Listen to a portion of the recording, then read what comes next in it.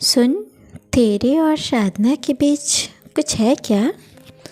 चंदा ने पूछा तो मैं चौंका। उसके कहने का अंदाज ही कुछ ऐसा था कि मुझे हंसी आ गई। बड़ी मुश्किल से अपनी हंसी रोकते हुए मैंने कहा, कुछ से मतलब? कुछ यानी कुछ। चंदा चेप सी गई। वह यह नहीं कह सकी कि कुछ से उसका आशय क्या है, लेकिन मैं समझ गया था, इसलिए संजीदा होकर बोला, तुम्हें कैसा लगा कि ऐसा कोई संभावना है? चंदा शायद इस सवाल के लिए तैयार नहीं थी। अचकचाते हुए बोली, अरे मैं ही क्या, सभी को लगता है कि वह हमेशा तुम्हारे ही बारे में बतियाती रहती है। तुम सामने होते हो तो उसके बोलने का अंदाज ही बदल जाता है। एक दिन तो मम्मी भी कह रही थी कि दोनों घंटों बैठे हुए पता नहीं क्या गुटर गुप करते रहते हैं। चंदा की बात सुनकर मैं फिर से हंस पड़ा। वैसे उसके सवाल का साफ साफ जवाब देना आसान न था। मैंने केवल यही कहा कि किसी के कुछ समझने से ही सब कुछ साबित नहीं होता। पता नहीं क्यों उस दिन मैं इस सवाल का जवाब डाल गया कि साधना और मेरे बीच कुछ है या नहीं। बातों ही बातों में चंदा भी शायद अपने मूल सवाल को भूल गई थी, या फिर शायद उसने मेरे मन को कुरेदना उचित न समझा। जो भी हो, बात आई गई हो गई। साधना और मैं बचपन के दोस्त हैं। हम दोनों साथ ही साथ खेलते कूदते कब इतने बड़े हो गए कि लोग हमारे घुल मिलकर बातें करने पर भी गलत नज़र रखने लगे, कुछ पता ही नहीं चला। चंदा उम्र में हम दोनों से 2-3 साल बड़ी है, लेकिन वह भी हमारी दोस्त है। शुरुआत में हम तीनों के परिवार एक ही मोहल्ले में रहा करते थे। बाद में मोहल्ले बदल गए, पर दोस्ती कायम रही, अपनापन बना रहा। साधना और मेरी कई आदतें बहुत मिलती जुलती हैं। ये आदतें पहले भी थी, अभी भी है। पीठ पीछे किसी की आलोचना करना न उसे पसंद था न मुझे। जीवन को कैफियत और शालीनता के साथ जीने का पक्षधर वो भी थी और मैं भी।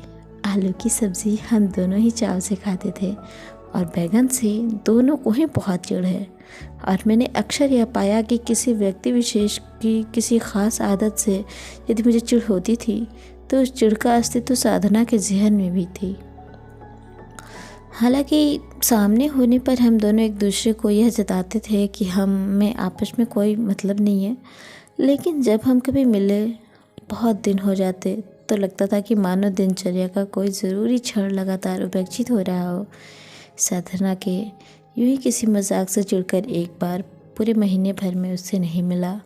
आखिरकार उसी ने एक दिन फ़ोन करके पूछा था, क्या उसे मुझसे मजाक करने का भी हक नहीं? उसने उलाहना भी दिया यदि मुझे उसका मजाक बुरा लगा तो मैंने उसी वक्त उसे आड़े हाथ क्यों नहीं लिया। इस फ़ोन के बाद मेरे स्वाभिमान को पिघलने में कितनी देर लगती भला। अपनत्व की इस सघनता के बावजूद मैं यह नहीं समझ सका कि क्या सचमुच हम दोनों के बीच कुछ है। यही कारण था कि चंदा के सवाल का जवाब मैं जानबूझकर टाल गया था, लेकिन जिज्ञासा तो जाग चुकी थी। एक दिन मौका पाकर मैंने यही सवाल साधना से किया तो वो खामोश रह गई। उसकी पानीदार आंखें एक क्षण के लिए मेरे चेहरे पर टिकी, मानो बहुत कुछ कहना चाहती हो, लेकिन कहा उसने कुछ भी नहीं। मेरे बहुत कहने पर उसने कहा, पता नहीं, और चाय बनाने चल दी। मैं शायद खामोशी की भाषा समझने में असमर्थ था, या फिर उस समय किसी अनजाने संकोच से ग्रस्त था कि स्वयं उस मौन का अर्थ नहीं लगा सका। यह तो बहुत दिनों बाद मैं जान सका कि हम दोनों के दरमियान ऐसा कुछ खास था। ज़रूर उस दिन कहे जाने से बच गया था। दिन यूं ही गुजरते रहे। साधना के लिए शादी के प्रस्ताव भी आने लगे। इधर मैं अपने व्यवसाय में व्यस्त हो गया। इस व्यस्तता ने साधना के घर जाने की निरंतरता को बाधित कर दिया। फ़ोन पर जब कभी साधना न मिल पाने की शिकायत करती तो मैं अपनी व्यस्तता का रोना रोने लगता, या बताने लगता कि सुबह 7 बजे से लेकर रात 10:30 कहाँ कहाँ सिर खपाता हूँ, और वह बिना कुछ प्रतिवाद किए रिसीवर क्रेडिट पर रख देती। पहले उसके फ़ोन 10-15 दिन में आते थे, लेकिन धीरे धीरे वो भी कम होने लगा। व्यवसाय बढ़ने के कारण अब मेरा अधिक समय शहर के बाहर गुजरता। कभी बात होती तो पता चलता कि उस पर दबाव पड़ रहा है कि वह किसी रिश्ते को तो मंजूर कर ले। एक दिन बातों ही बातों में मैंने उससे कह दिया कि किसी अच्छे से रिश्ते को वह हरी झंडी क्यों नहीं दिखा देती। मैंने यह बात मजाक में कही थी, लेकिन साधना ने इसे बहुत गंभीरता से लिया। 2 दिन बाद ही मुझे पता चला कि साधना ने एक रिश्ते को अपनी स्वीकृति दे दी है। मैंने फ़ोन करके उसे बधाई दी तो साधना ने बहुत निरपेक्ष भाव से केवल शुक्रिया कहा। कुछ दिनों बाद ही साधना के पिता का निमंत्रण पत्र लेकर घर आए। उन्होंने बताया कि लड़का डॉक्टर है, काफ़ी संपन्न परिवार है, साधना वहाँ राज करेगी। वो मुग्ध भाव से सारी भावनाओं को रेखांकित कर रहे थे और मैं अनमने भाव से उनकी बातों को सुनता रहा। फिर एक दिन बारात आई, फेरे हुए और साधना विदा भी हो गई।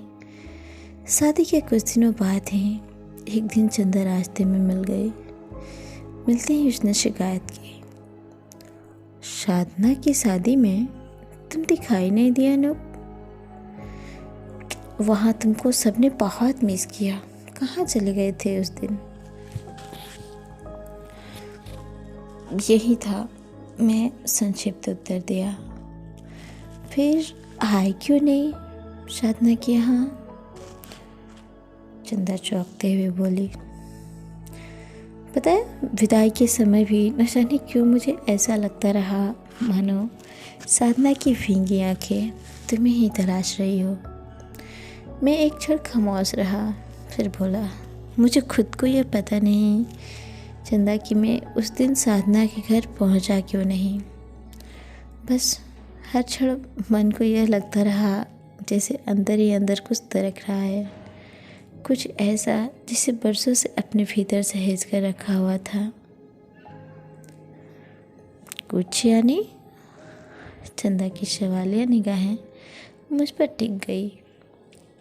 कुछ यानी कुछ, मैंने कहा। आज हम दोनों हंस दिए, पर वह एक उदासी वाली हंसी थी। सो फ्रेंड्स, आपको ये कहानी कैसी लगी हमें कमेंट करके ज़रूर बताएं। और हाँ, चैनल पे नए हैं तो प्लीज़ चैनल को सब्सक्राइब ज़रूर कर लें। मिलते हैं ऐसे ही किसी दूसरी कहानी में, तब तक के लिए नमस्कार, प्रणाम। अपना ख्याल रखें, अपनों का ख्याल रखें। Bye bye.